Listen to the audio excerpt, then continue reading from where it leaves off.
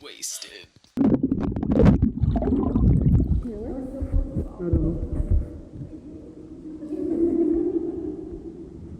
I'm still recording. Can you take underwater?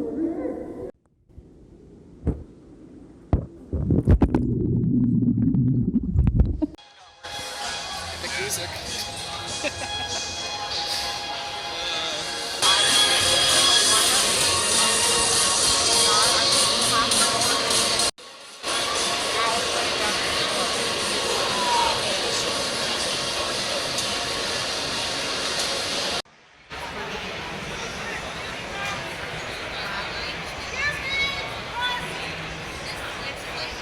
Give him a nice smack, Rachel. Give him the biggest.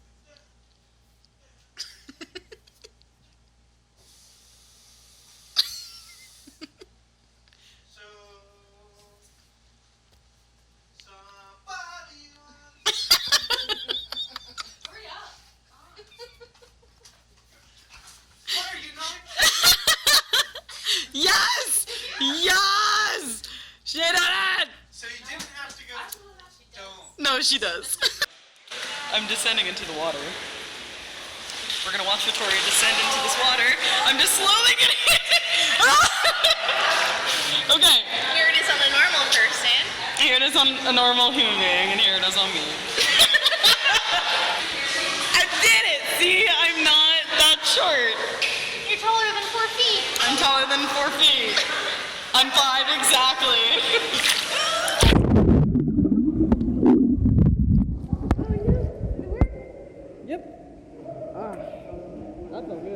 Light that I have is stupidly bright. I apologize in advance if I'm like shining. I'm sweating, I'm very gross. It's very hot in here. Let's get this on a roll. Introduce yourself, state your name and age. Hi there, my name is Victoria Gibson and I'm 23 years old. Briefly tell us what you want or button. I want to tell my story and I need help pushing the story about asexuality and even panromantic out into the world, because when I was first discovering I was ace and I was pan, especially asexuality, it wasn't even a word really. It was around, but it wasn't really out there. I've always thought that it was abnormal and weird. I mean, embrace the weird. But I always thought part of me was broken because I wasn't really connecting with other people. There was always this part of me that I couldn't really understand. And when I finally stumbled on the word asexual, I felt this relief kind of fall over me because it just made sense. It made sense as soon as I found it. And it just felt so good to finally realize, like, holy shit. It just felt, it was shocking. Obviously, within that moment, I want to share my experiences and share my story because I want others that are going through this and slowly discovering that they might be in the ace spectrum, that they aren't alone. Because when I was first discovering it, I was very alone. I didn't know anybody else that was ace. It took a long time to stumble upon another person that was ace. And I find that very important because you can tell people what you're going through. You can tell people the experiences you go through and what you feel, but no one really understands it. And it makes you feel lonely a little bit. But when you finally stumble onto that other person who is experiencing exactly what you're experiencing, you feel less alone. You feel more validated when you're meeting other people. So if by sharing my story, it helps people realize that what they are feeling is real, what they are feeling is valid. I hope I can make people feel less alone and make them feel validated, especially nowadays within the LGBTQA plus community. There's a lot of hatred towards asexualities and a lot of push, and ace is being told that they don't belong within the LGBTQA plus community because like they aren't queer enough, or that they've never been oppressed and they don't understand what people are going through. And it's kind of a hypocrisy there because that's exactly what you're doing. You're pushing people away and saying, no, you don't belong, you're broken, you're wrong. So I want to share that what you are feeling is 100% valid. You are you, and if I can do that and be the person I wish I had when I was first going through all of this. I hope it does help someone along the way. The biggest misconceptions, misunderstandings people have about asexuality is a lot of people assume that aces can't love, which hurts. A lot of people assume asexuals can't be in relationships or asexuals don't have sex. I know some aces that do have sex and some aces that don't. And for me, I consider myself sex repulsed. I don't really like sex. I don't really like talking about it, nor do I have an appeal to it at all. It's fairly boring to me. I define asexuality as the lack or zero sexual attraction towards anything. There's obviously the whole ace spectrum. There's the gray sexual, there's demisexual. There's a whole gray sexual area where you could feel different levels of sexual attraction. You might feel some sexual attraction after knowing someone for a long time, and it might be like a little light switch. You might feel sexual attraction, and you might never feel sexual attraction. But with asexuality, of course we can love people. Asexuality is just the one branch of the various attractions you can have towards people. And with being asexual, it's just the lack of sexual attraction towards people.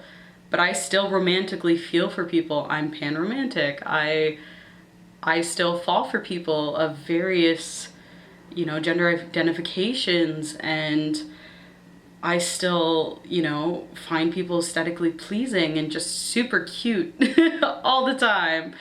So that's one of the biggest misconceptions. Another one I always get is the questions. How do you know you're asexual? Or, how do you know you're asexual if you've never had sex? And I always throw this at my friends, especially my straight friends. I always throw at them, well, how do you know you're straight if you've never slept with another guy? Or it's certain things like that. Like, it blows my mind. It's like, you just know, like you know what you know how you feel on the inside. Like, I would never, you just know how you feel about people. You just feel it on the inside. You always know. And I know for a lot of people, it's hard to grasp that. And I know for a lot of people, they think it's fake. They don't think it's real. They're like, oh no, you just haven't met the right person, or, you just need time, you need time. And it's like, no. I've been in situations with people where I'm making out and I'm literally just sitting there and I'm like, should I be feeling stuff? Like, what's going on? So that's probably one of the biggest misconceptions, is that we can't love people and that we can't be in relationships, which is absolutely ridiculous. Of course you can. There's always got to be, a certain type of love that's out there for you. I think one of the biggest misconceptions is when I try to explain to people that I'm asexual, but I'm also pan-romantic, which confuses the hell out of a lot of people, because they're just like, wait, you can't be both? That's not possible. Like, if you're asexual, how can you be pansexual? Like, that doesn't make any sense. And I try to remind people that romantic attraction and sexual attraction are two different things. So there's the sexual attraction towards people that you want to bang people, and there's the romantic attraction where you really love them and you want to be closer with them and get to know them and just be in love. That is the biggest difference. And I love people, so I would love to get to know people in a deeper sense, just without the sex. And I genuinely just love hearing people's stories, so I think that's where the biggest difference comes in. There's the big misconceptions. People don't understand the difference between romantic attraction and sexual attraction. But I'm very proud of who I am. I'm very proud of being asexual and pan-romantic. And obviously I still struggle with things from time to time, with battling my own mind and reminding myself that I am valid. So I think it's a struggle for everybody to really, center yourself and love yourself for who you are.